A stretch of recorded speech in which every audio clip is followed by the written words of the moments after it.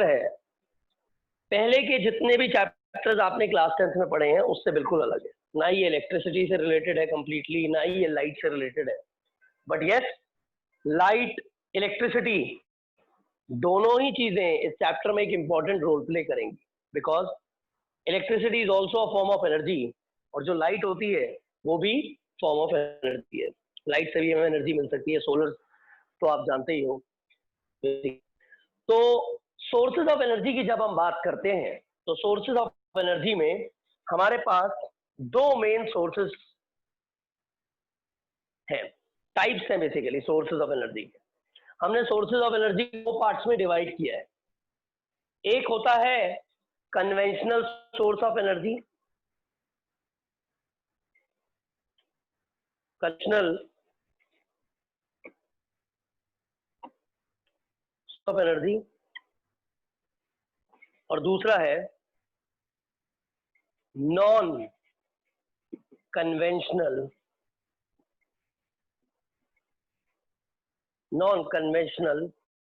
Source of energy. Okay, मतलब आपके पास दो पार्ट्स में हमने इसको डिवाइड किया। एक्चुअल में कन्वेंशनल और नॉन कन्वेंशनल सोर्स ऑफ बहुत इंपॉर्टेंट वर्डिंग्स हैं दोनों। एक्चुअली क्या होता है कि कई बार बच्चे ना इसको रिन्यूएबल नॉन रिन्यूएबल रिसोर्सेज के हिसाब से सोच लेते हैं। कन्वेंशनल वो है जो रिन्यूएबल है, रिन्यूएबल का मतलब आप समझते हो कि जो एनर्जी के सोर्सेज को हम बार बार यूज कर सकते हैं, और नॉन रिन्यूएबल वो है जिनको हम बार बार यूज नहीं कर सकते, जैसे फॉसिल फ्यूल हो गए, नॉन कन्वेंशनल। कई बार ऐसा होता है, बट ये ऐसा बिल्कुल भी नहीं, बिल्कुल गलत मिथ है अगर आपके दिमाग में ऐसा कुछ भी है about this chapter.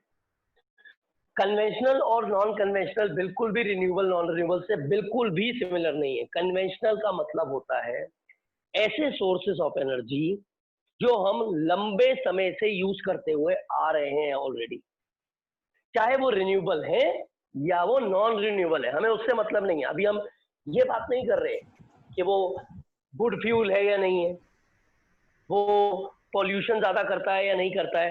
We are not discussing about these things right now. हम अभी क्या डिस्कस कर रहे हैं कि हमारे पास दो टाइप के सोर्स ऑफ एनर्जी हैं, एक कन्वेंशनल और एक नॉन कन्वेंशनल। कन्वेंशनल वो सोर्स ऑफ एनर्जी है जिसे हम बहुत लंबे समय से, from a long time we are using it regularly and we are consuming it. हो सकता है कि वो रिन्यूएबल सोर्स ऑफ एनर्जी हो और हो सकता है non renewable source of energy हो।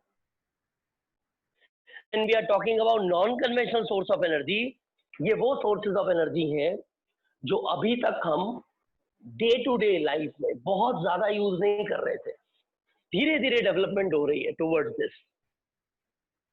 रिसेंटली रिसर्च ज्यादा बढ़ी है नॉन कन्वेंशनल की तरफ, और हम शिफ्ट कर रहे हैं कि हमें नॉन कन्वेंशनल सोर्सेज का यूज करना चाहिए जो अभी तक हम नहीं यूज कर रहे थे।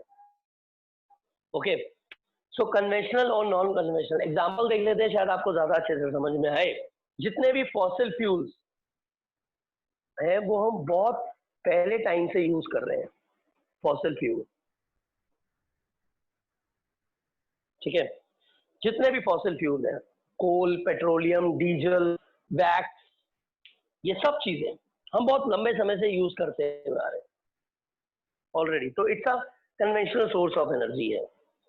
हाइड्रो पावर प्लांट आपने सुना होगा।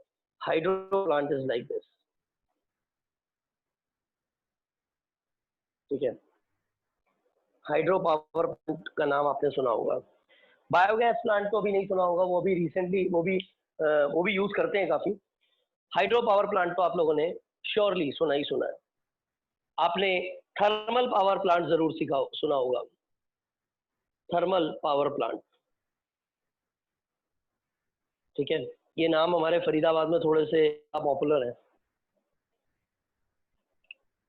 The reason being, hydro power plant के बारे में व्हेन वी आर डिस्कसिंग, तो NHPC, national hydrogen power corporation, then we have national thermal power corporation, वो भी बात ही है, ज्यादा दूर नहीं है, एनटीपीसी जिसे बोलते हैं। सो ये नाम हमने बेसिकली यूज किए हुए हैं पहले, और regularly we are using these kind of sources of energy. Hydro power plant, thermal power, fossil fuels, ये type of sources of energy we are using from a long time, but जिनको हम अभी तक यूज कर रहे हैं, जो अब पॉपुलर होने शुरू हुए हैं धीरे धीरे। Tidal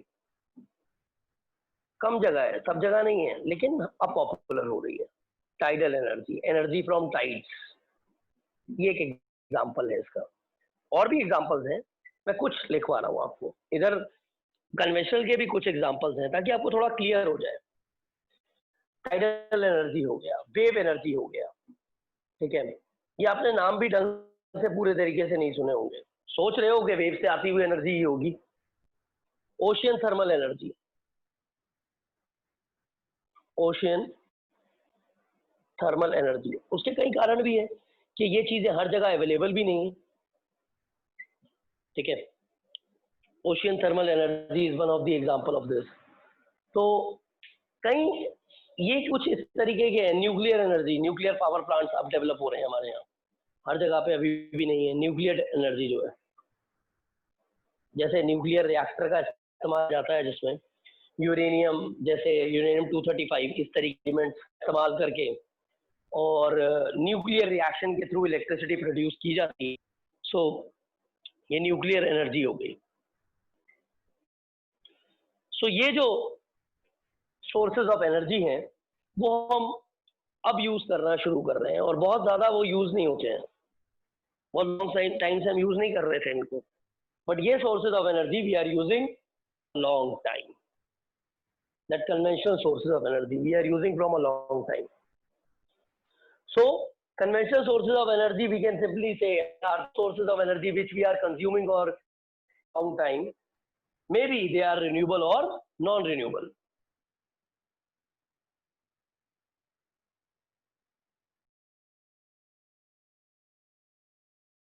Sources of energy which are recently developing sources of energy and which we are using nowadays, but at some extent they may also renewable or non-renewable. Obviously अब हम नए जो डेवलप कर रहे हैं सोर्स ऑफ, मतलब develop तो नहीं कर रहे हैं, एनर्जी तो पहले से, इनको हम यूज करना शुरू कर रहे हैं, कंज्यूम करना शुरू कर रहे हैं, तो हम कोशिश करेंगे ना कि यार रिन्यूएबल एनर्जी की तरफ जाए।